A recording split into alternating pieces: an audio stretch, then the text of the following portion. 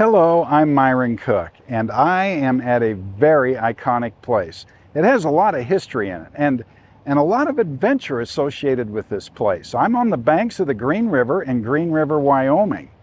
And it turns out the Transcontinental Railroad came through this area. It arrived here in October of 1868.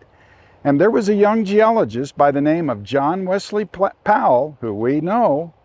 He was waiting for that anxiously because he knew once the railroad got here, he could bring all of his equipment, his 4 boats and 10 men, and unload here. So the railroad made it here, and the very next spring, late May of 1869, he took off on his great journey.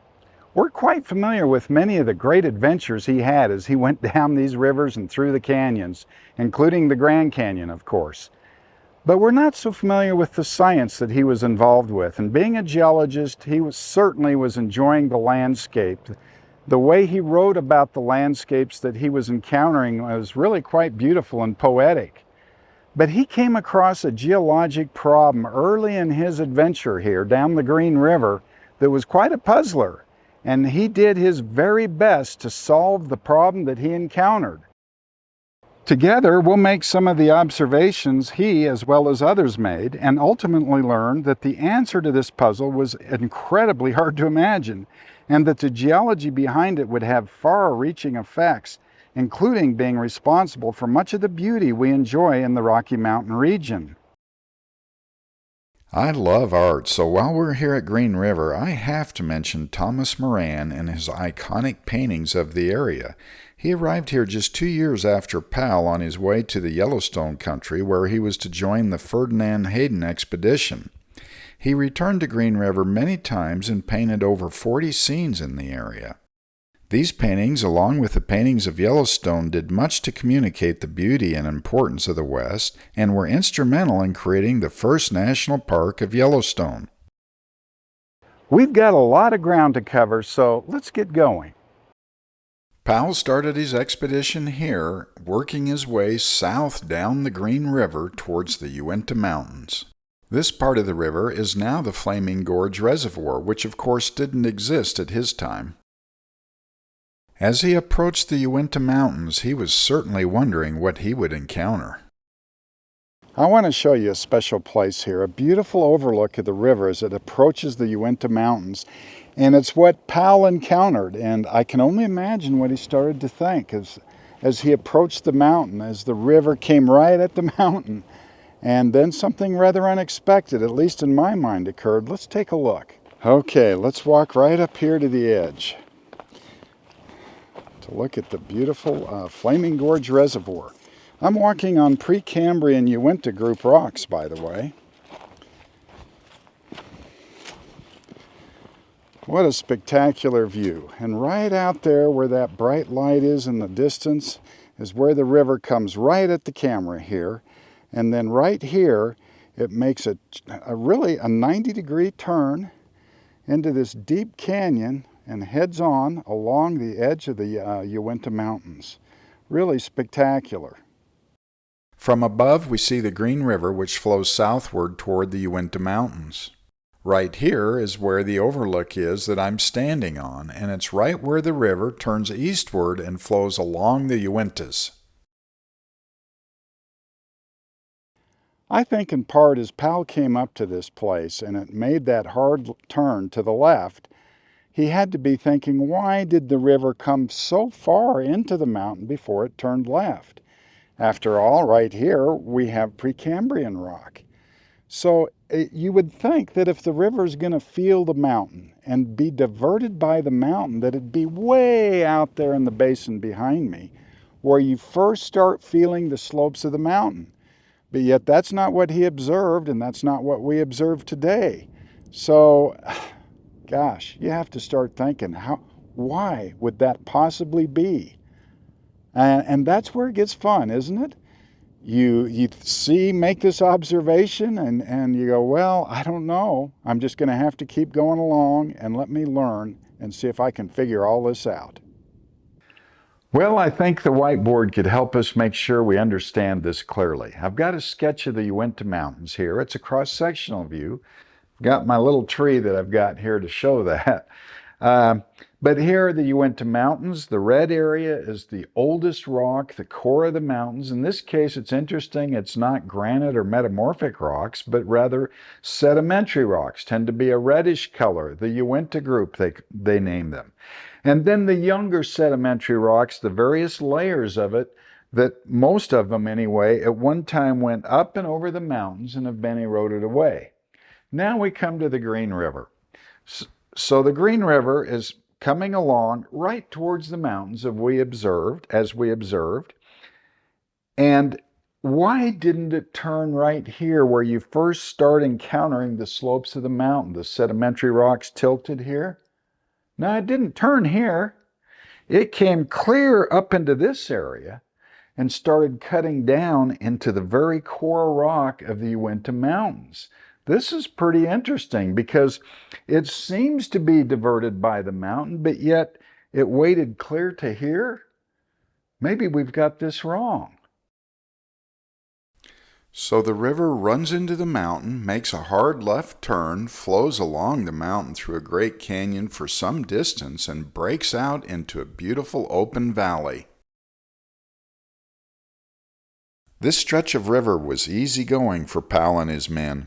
I'm sure they even got bored, but things were soon to dramatically change. The river does the unthinkable.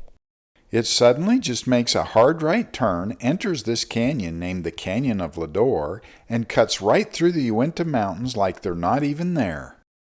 Impressive, isn't it? I like the weather right now. It's dark and overcast. There's some rain coming in. And to me, it sets a proper mood for Powell as he came here. First, let me talk about what happened to him and his party when he was down this canyon just 4 miles. He hit some serious rapids, lost one of his boats, all of his technical equipment, and a quarter of their provisions. So it was quite a catastrophe down here, down this canyon.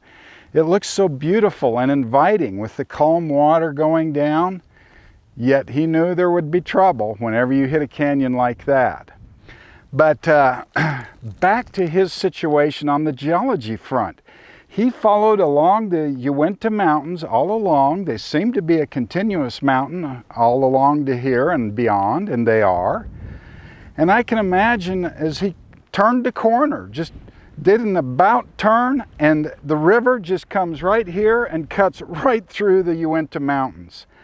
Now this had to really challenge his thoughts as to what's going on, or at least start that challenge, because early, it looked like the river was going right for the mountain. It felt the mountain, so to speak. It made a hard turn. Okay, that all sounds nice. The mountain's there, it's affecting the river. It follows the mountain along and along for many, many miles, and then suddenly it takes another turn and cuts right through the mountain. So he had a lot to think about. And it turns out, as he finally made it through this canyon after his disaster, on the other side, which we'll go to, he saw even more clear evidence of these puzzling geologic observations that really made him scratch his head.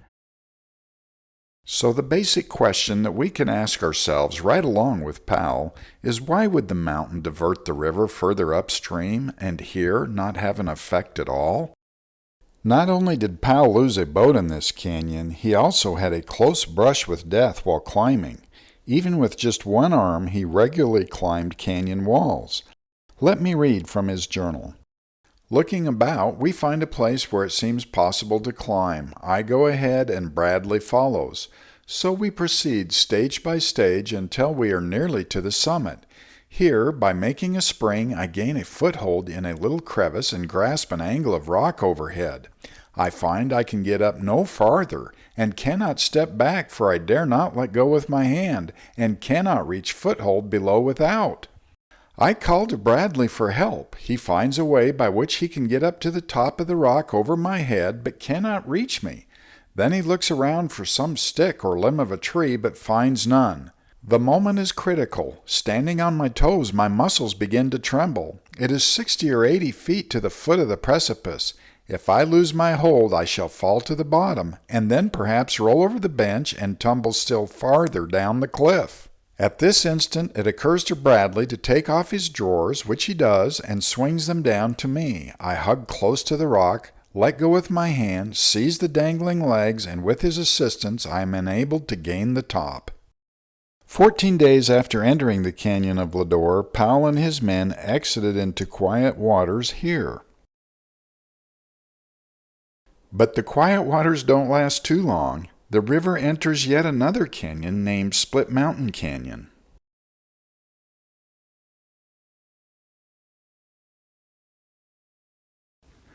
What a place this is. I mean, there's nobody here.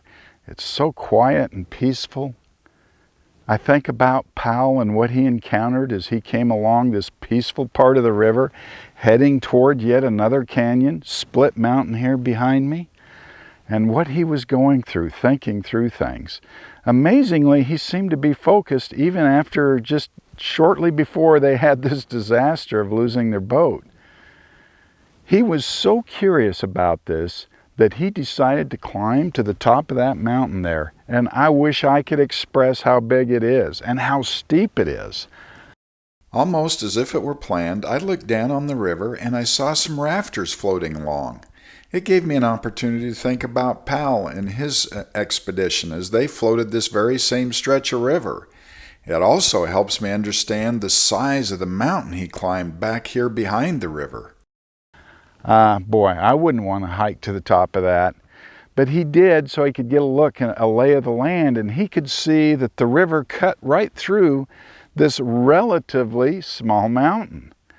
And it really confused him because he could see that just if the river would have turned just a little to the right here, it could go out around the mountain and avoid it totally.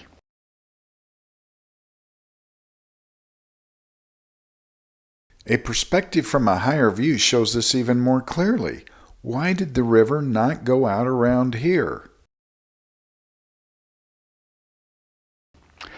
He thought about this for a good bit, and he writes that initially he thought that maybe there was some big fracture in the mountain that the river took advantage of, some natural fracture fault system or something like that. But it didn't take him long to figure that that just couldn't be, he said. And so he continued to think about what is going on and came up with a rather ingenious idea that we'll be discussing. It turns out that more observations were needed in the broader region to solve this puzzle. Let's go to the high plains of Wyoming where the Oregon and Mormon trails pass through.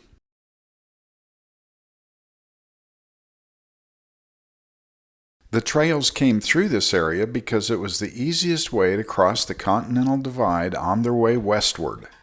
Let's take a look at this area.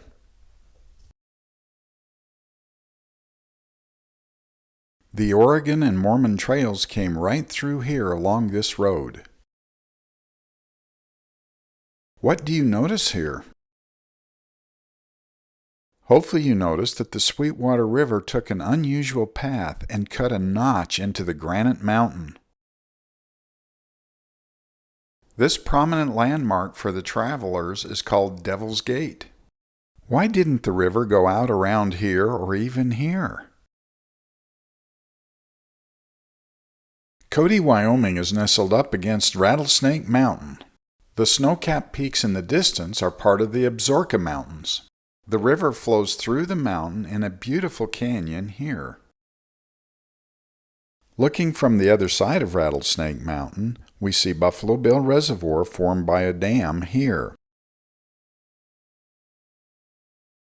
Kind of a familiar setting, isn't it? Why didn't the river go around the mountain here? What a wonderful place and a cool name, Rattlesnake Mountain. You wonder about the name, how that came about, don't you? And Rattlesnake Mountain is well known by geologists because so many structural geologists studied this mountain trying to understand what are called basement uplifts, basement-involved folding, and the laramide orogeny. But back to our story, boy, the Shoshone River sure chose a peculiar place to cut through this mountain, didn't it? And you have to wonder, is it somehow connected to what the Green River did as it interacted with the Uinta Mountains? I think we're going to figure that out. The Wind River arguably has the most interesting pathway of all as it interacts with the mountains. Coming down from the highlands, it encounters the Owl Creek Mountains. And as you might have guessed, it cuts right through them like they're not even there. Now named the Bighorn River, it continues onward until it encounters the well-known Sheep Mountain Anticline. Of course, it cuts right through it.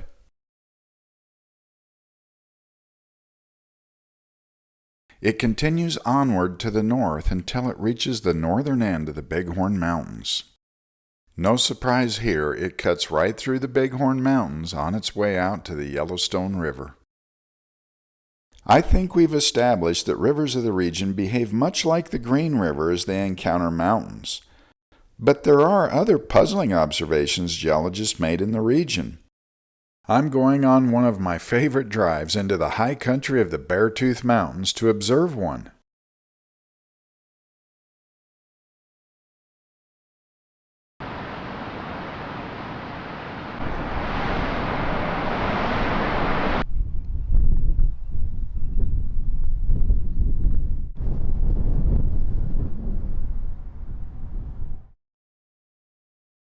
Beartooth Lake is always beautiful. As I go higher up, some of the lakes are still icebound on this mid-June day.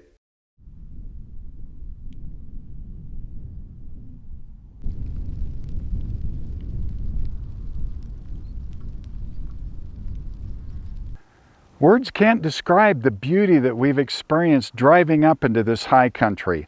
I'm at 10,000 feet, and these spectacular mountains all around me, many of them very rugged. But yet here, at 10,000 feet, we see a gently rolling surface that extends out towards the basin, out to that direction behind me. High above the basin, we see this quite flat-topped plateau dissected by canyons, and it sits right on the edge of the Beartooth Mountains. All the rock up in this high country is Precambrian basement rock. All the sedimentary rock has been stripped away. And we wonder, why do we have this up here? Why are these gently rolling hills right up next to these very rugged mountains at this elevation? When geologists see an area that's been planed off, they usually think of a concept called base level, and I want to explain that to you. I've got a sketch here of some highlands adjacent to the ocean. We have the ocean out here with my boat on the water out here. And if you think about this situation, the highlands are being eroded and the material is being transported and deposited within the ocean. And these highlands can only erode down to a certain level, and that would be the sea level, which is referred to as the ultimate base level. Things can't really erode below that. You can have local base levels as well. For instance, a reservoir. This is why it's a problem. We put a dam in a river, we're creating a base level. All the drainage around that dam that feeds into that reservoir, it now can only erode down to the level of the reservoir. So that's a local base level. I want to get into the physics of this just a little bit because I think it's kind of neat in this case. Let's imagine a ball, a sphere, beautiful ball here that's extremely durable and nice and round here high up in the highlands. Now, it doesn't take much effort for it to, once it starts moving, to get all the way down to the ocean because the overall slope here is pretty high. And it also has a lot of potential energy that can be released. They refer to that as potential energy. So here, boy, things can move quickly, erode quickly. High mountains tend to erode quickly. They tend to be steep because everything's eroding fast and moving out. But now let's think about what would happen as it erodes further and further. Now, the whole picture changes. Let me erode that and let's look at it. Okay, I've got this sketch redone much further forward in time. The highlands have eroded down a lot. There's still some modest ones here. We've got a flat erosional level near the shoreline out here. That's very common. I won't get into the details of that, but we have some modest highlands now. And if we think about our sphere sitting here, to get it to move out and be deposited out into the ocean, of course, is much more difficult. It has very low potential energy, or a lot lower, I should say. It can only drop vertically overall as it moves out down to sea level to here. So erosion slows way down actually through time. That's kind of interesting to think about. And if you think about it through time even more, well, now as you get way down here, very slowly, it's getting slower and slower because it's much more difficult to get the material transported out to the ocean. And of course, really what I'm talking about here with this sphere is just any detrital material, sand, silt, or mud, or whatever is being eroded and being transported out to the ocean. So you have to wonder, does this have something to do with the Beartooth Mountains and this flat surface we see up there at 10,000 feet? Do I think the sea level was up there that high? Oh, I don't think so, but you have to think somehow it's involved or likely involved. So it's something we need to contemplate as we go forward. I'm hiking 75 miles south of the Beartooth Mountains in the Absaroka Mountains.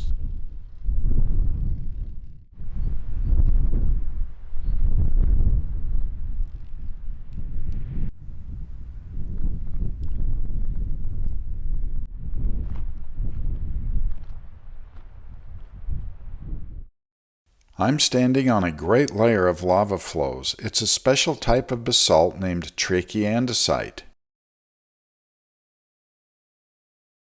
It covers a large area of about 40 by 30 miles.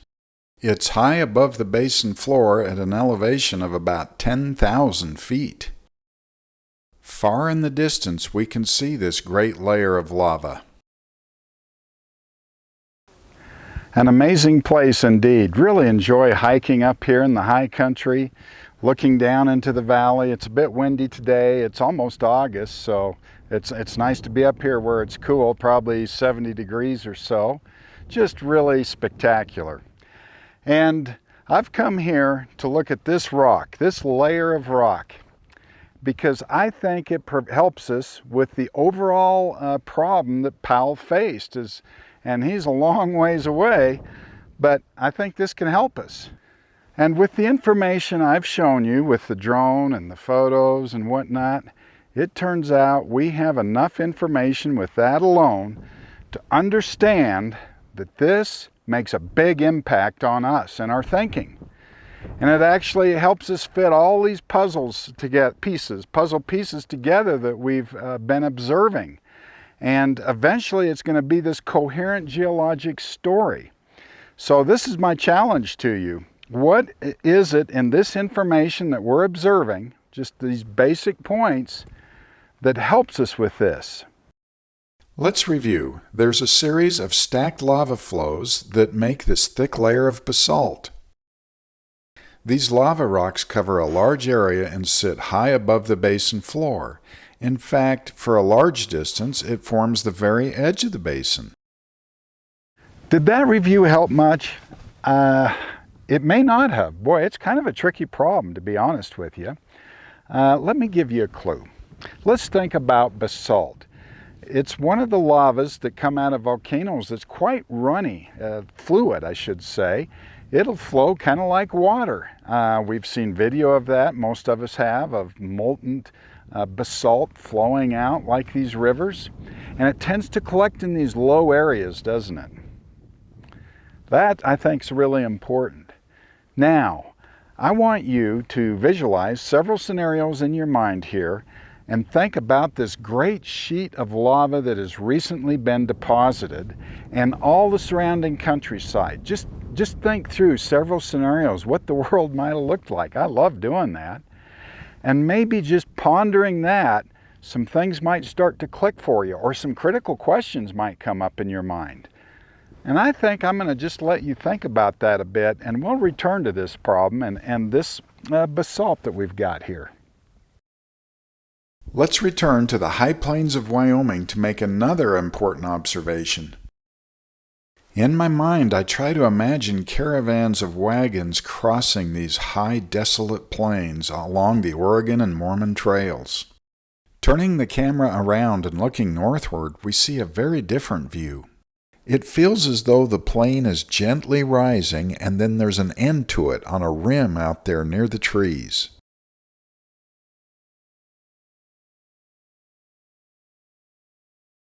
As I approach the trees, I can't help but notice the surprising beauty of these plains.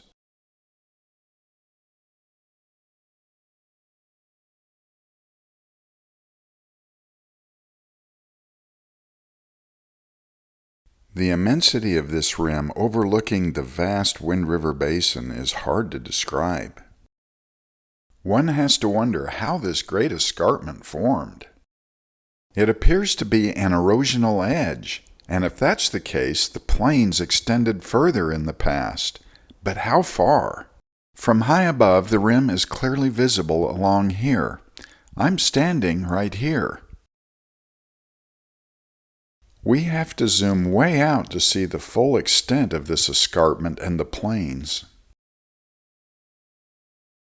It's a bit hard to follow from such a high view, but it extends along here for some 160 miles. I'm wondering how much erosion of these plains has occurred. There's something else that geologists immediately recognized. It was quite astonishing and exciting. To the trained eye, it's readily visible in this view. Notice that the layers of rock within the escarpment are nearly horizontal as seen in this area. The lower 3/4 of these deposits is Oligocene in age and is named the White River Formation. The upper fourth or so is Miocene age and is named the Split Rock Formation. But what about this formation of rock in the foreground? From a lower view, we clearly see that this layer of rock, named the Mowry Formation, is dipping to the left, and if you follow it along, you see that it goes underneath the horizontal layers of the escarpment. Many of you will know that this is a clear indicator of an angular unconformity. In this case, we have horizontal layers above the unconformity and dipping ones underneath. A higher perspective shows this wonderfully, where we see several dipping layers of rock going up underneath the escarpment. What an amazing overlook of the Wind River Basin of Wyoming. I'm between Farson and Lander on this big high rim where I can overlook the entire Wind River Basin and even see the Wind River Mountains, although it's quite hazy. And I have to think about the early geologists that came out here and made observations. They must have been pretty excited to see this spectacular unconformity that exists here and this big blanket of light-colored rock that's laying in over here, forming these high plains. And they had to have been aware of the history here. The Oregon Trail's just a few miles just this way, and the Mormon Trail associated with it and other trails came all through here. And it's these high plains that afforded them an opportunity to cross the Continental Divide relatively easy. And in fact, the very rock that I'm standing on was totally instrumental in this. Without this, it wouldn't have happened. And what is this light rock? Well, it's full of volcanic material, detrital material, volcanic sandstone, tuff, mudstones and conglomerates, and all a hodgepodge. The lower part of it's Oligocene age, about 35 million years old, and the upper part, the upper 100 feet or so, is Miocene age, and it's about 17 million years old. So there we have it, this spectacular rim overlooking the basin. I'm going here to visit a place that Powell described not too far from Flaming Gorge and the Uinta Mountains. Powell was so into adventure and exploring that he floated the river again just 2 years after the first run. He also did several overland expeditions to the region to sort out as much geology as possible. I think about what Powell must have been thinking as he explored this plateau and others in the area. There are definitely elements of this terrain that remind me of the Wyoming high plains. We have a large escarpment and associated plateau high above the basin. Let's take a look at these rocks. There sure are a lot of interesting clasts in this rock.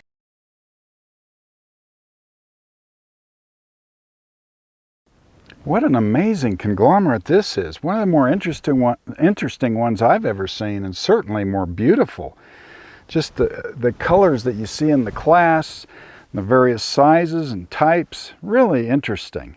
It turns out that John Wesley Powell described and named this. He named it the Bishop Conglomerate. And it's a Oligocene age. That's a familiar age. It forms a capstone on a big plateau here and others scattered about. So this seems a bit familiar to us, doesn't it? And in this case, Powell immediately knew that these clasts were coming off the core of the Uinta Mountains, especially these slightly or purplish red ones.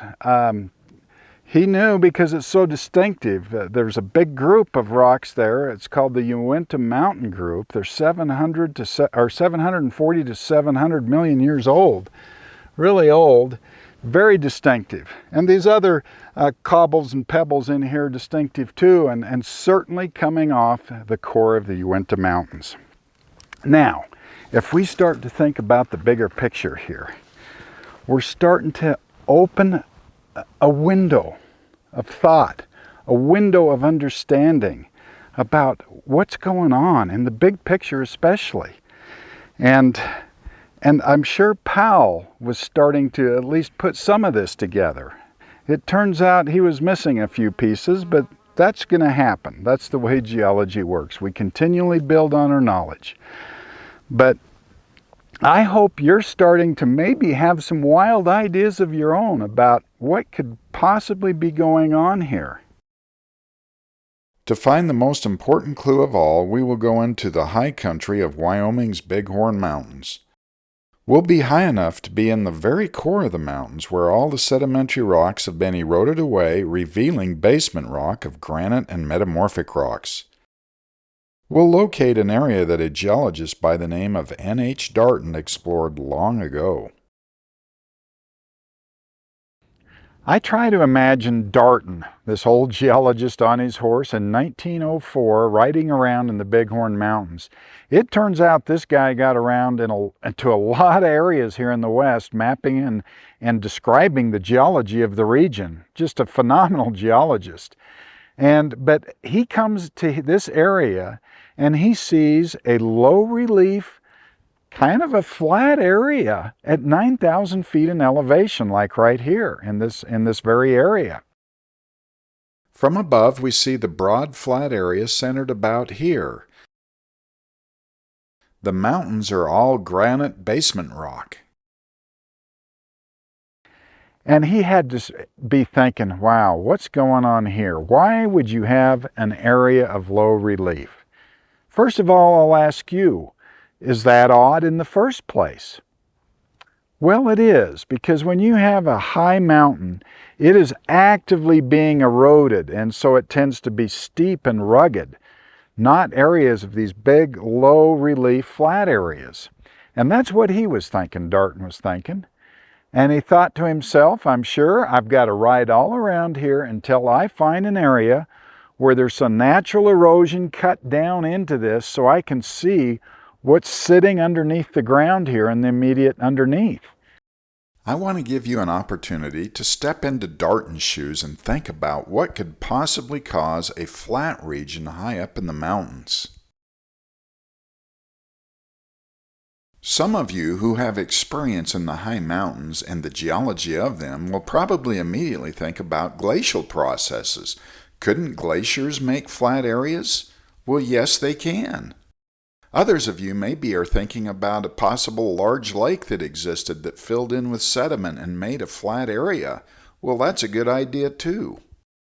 Darton needed to find an area where he could see what underpinned this flat region. And so he looked, and by golly, he found this neat area. And it's really the best exposure along all of the Bighorn Mountains. And he came upon the surprise. Let me show you what he was looking at. The upper 40 feet or so of material that I'm walking on is an unconsolidated pebble and cobble conglomerate. It's not very well exposed here, and it's got a light color.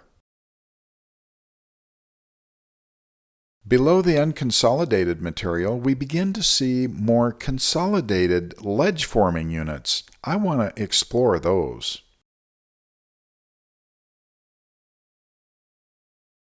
From high above, we see the area of interest much better. It's referred to as Darton's Bluff. This relatively small exposure of rock that isn't that impressive to look at turns out to be extremely important. Often geology works that way. We've already learned something very important, and that is that this flat area is not underlain by basement rock, even though there's basement rock all around it, above it and below it, and we would expect basement rock here.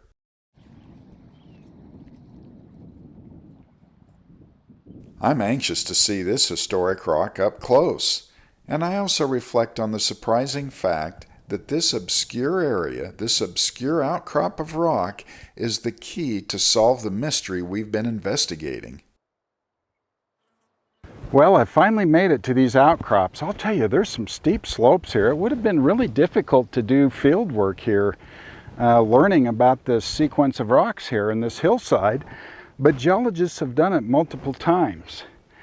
And the observations you come to when you look at this, there are different lithologies, different types of rock, but it's dominated by tufaceous material, rich in volcanic ash, tufaceous, whether it's a fine sandstone or even siltstone, finer facies, or coarser grain conglomerates. You can have pieces from the mountains nearby, but it's still in a matrix of tufaceous sandstone, a lot of volcanic material.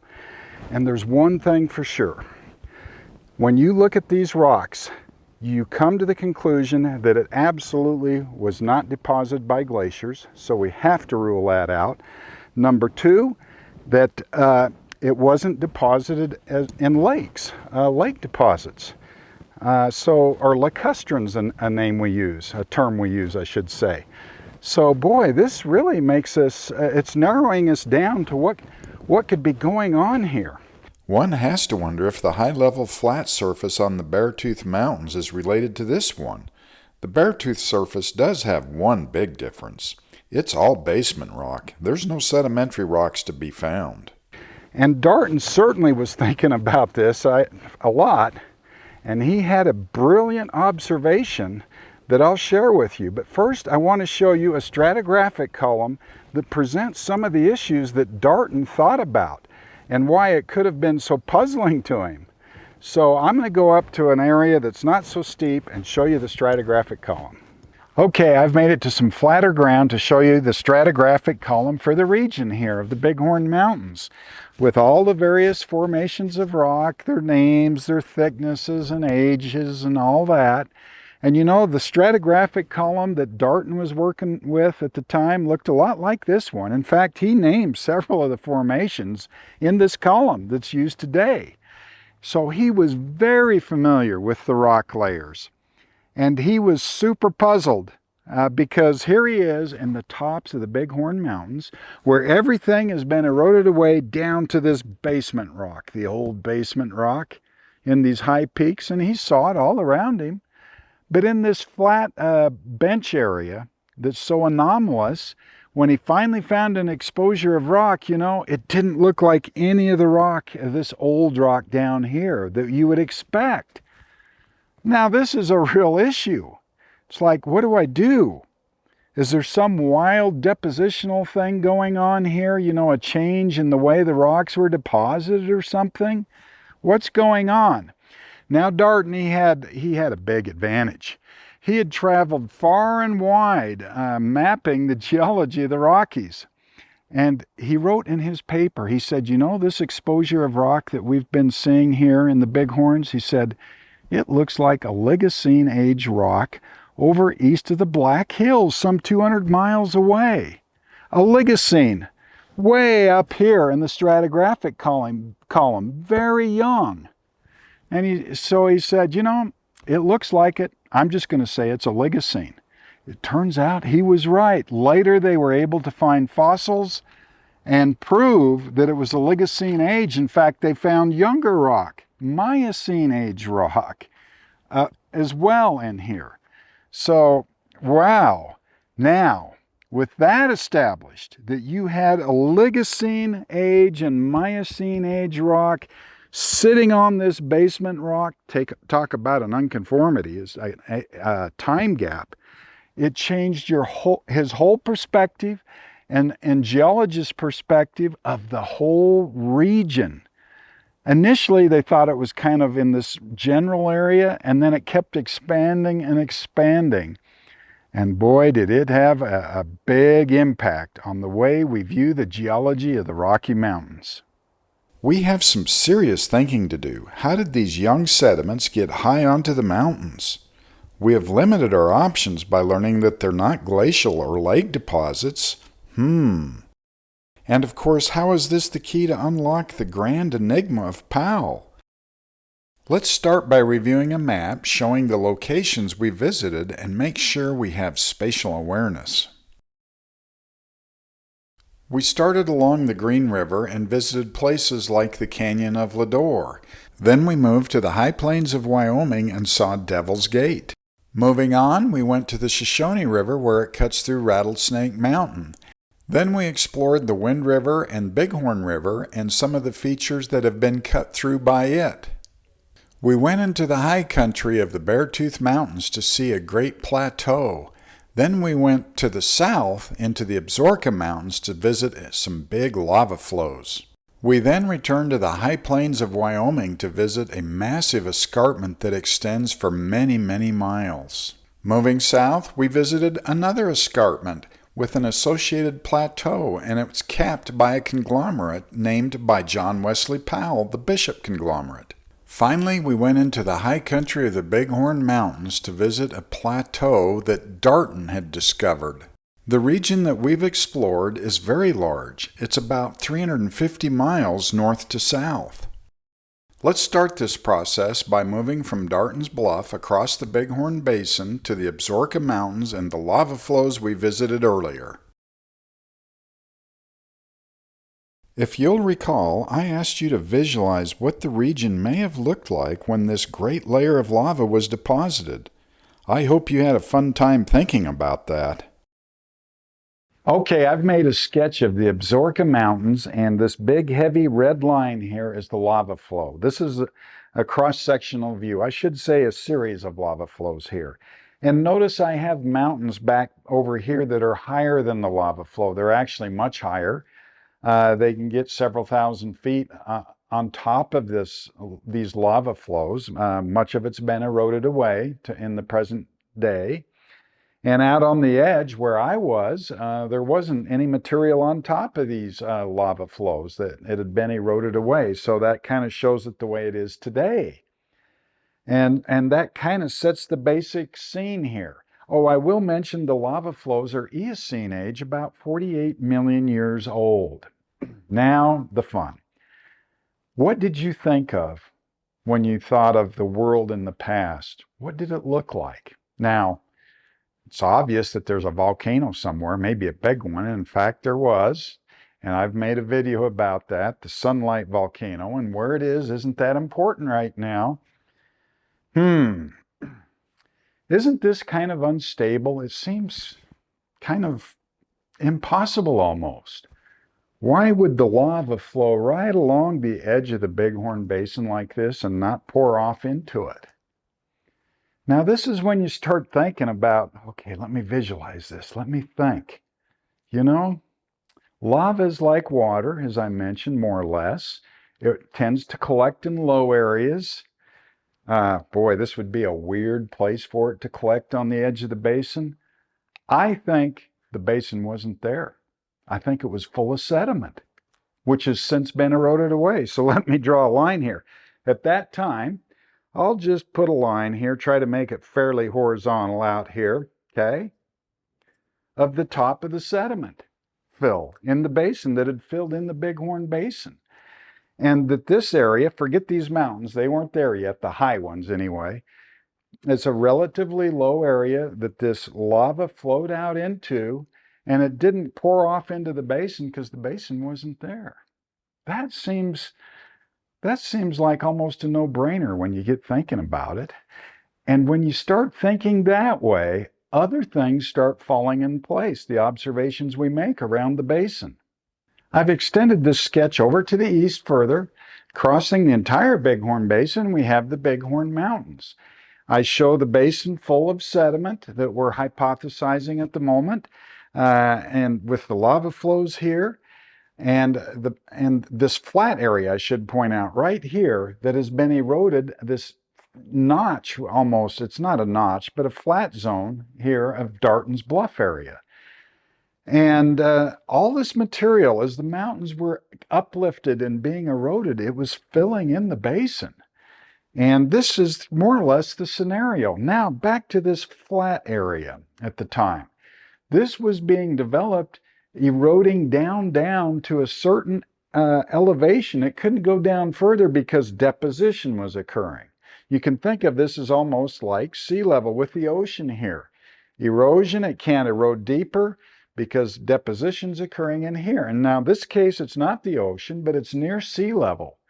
Near sea level at 9,000 feet or so? Wow, boy, sea level was high. Well, not really, because it turns out it was close to sea level, but the whole massive region of a huge section of the Rocky Mountains was uplifted thousands of feet, this huge region, to bring this up, which was at one time at sea level. As you might have guessed, a similar process occurred on the Beartooth Mountains. In fact, at one time there were White River deposits on top of this surface, which of course have been eroded away. So this flat area here, I want to bring that back to this concept of base level. That's what's going on. We had a base level here, the big regional base level, the ultimate base level of sea level, controlling how far down the mountains could erode down, because it just couldn't erode deeper at the time. Now it can, of course, but not back then.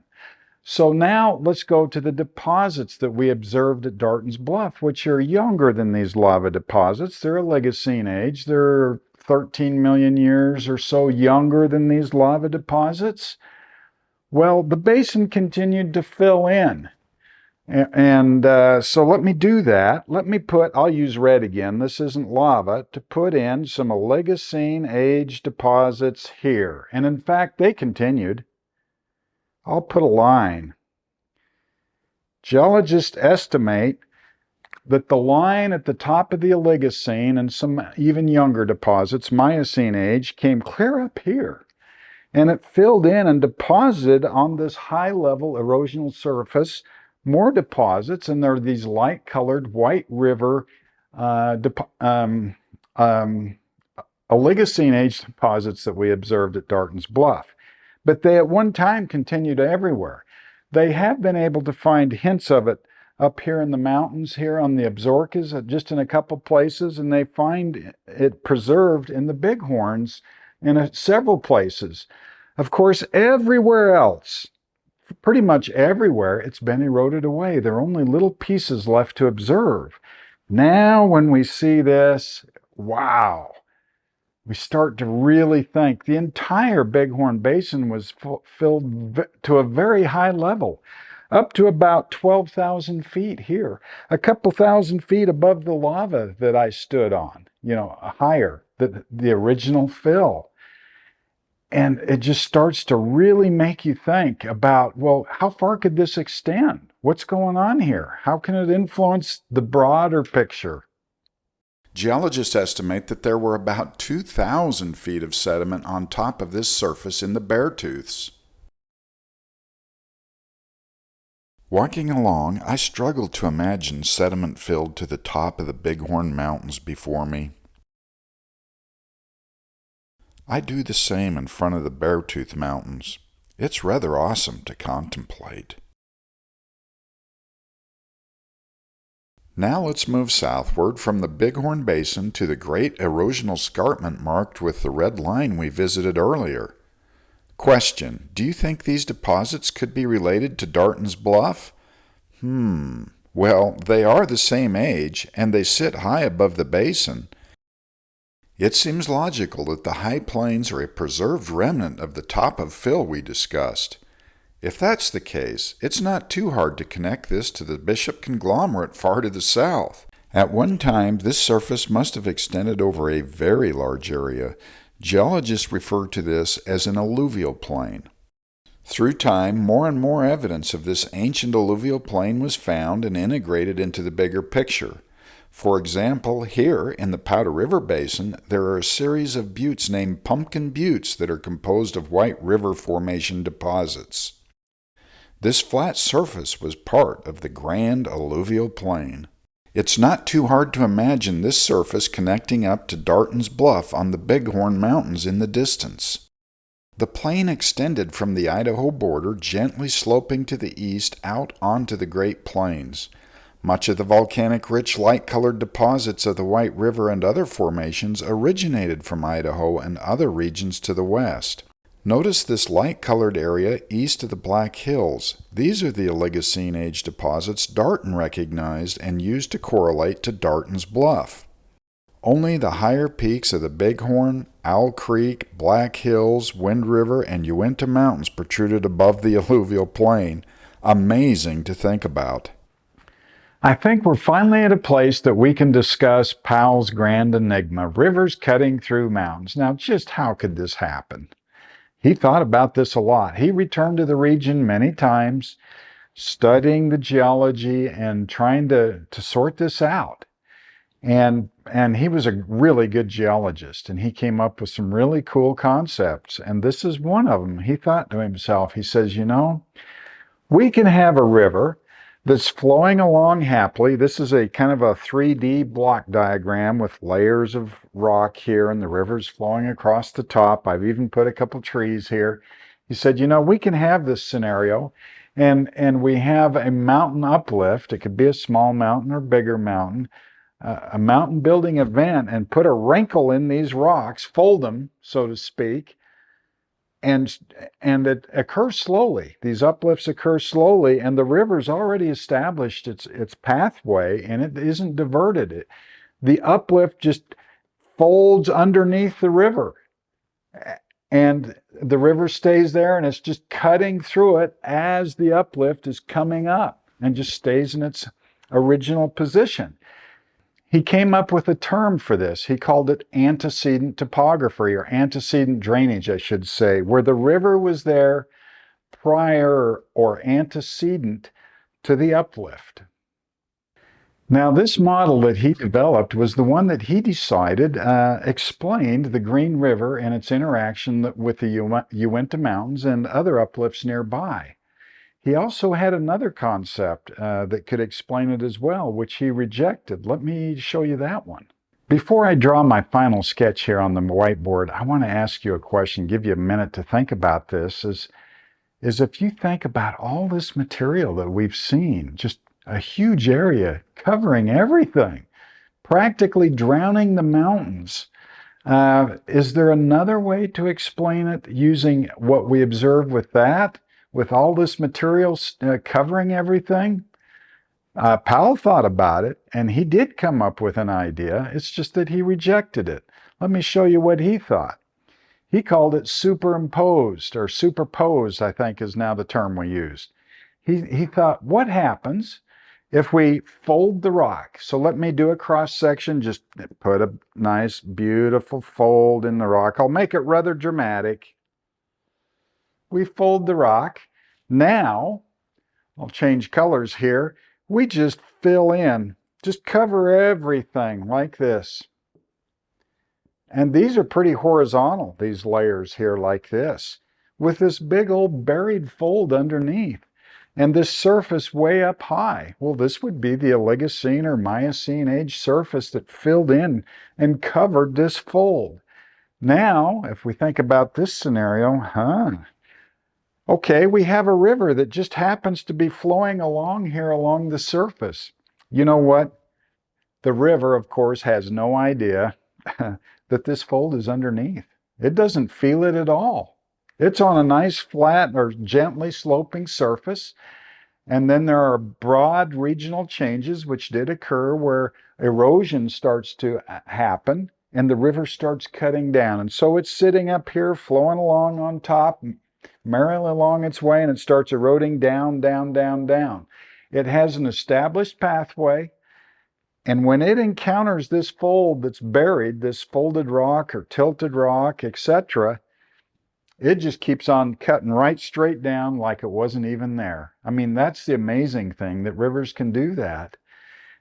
And that can also explain how you have rivers cut through mountains. The river was sitting up high on a buried mountain and cut down through it, superposed on top of it. Powell rejected that. What do you think? Yeah, I think this explains it. And in fact, it does.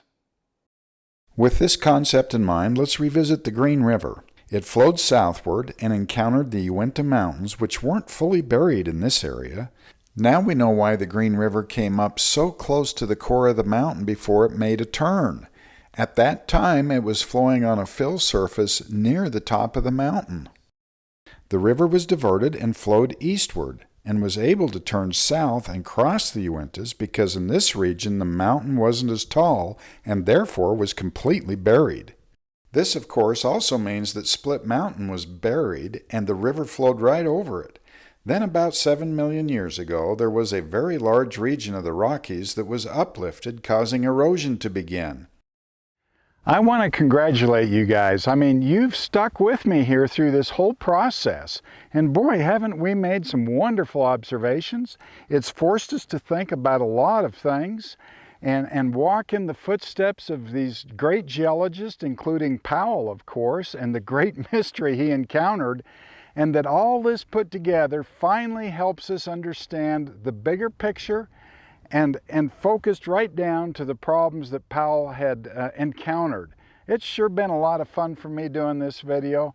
I hope you've enjoyed watching it. And would you consider subscribing? Thank you.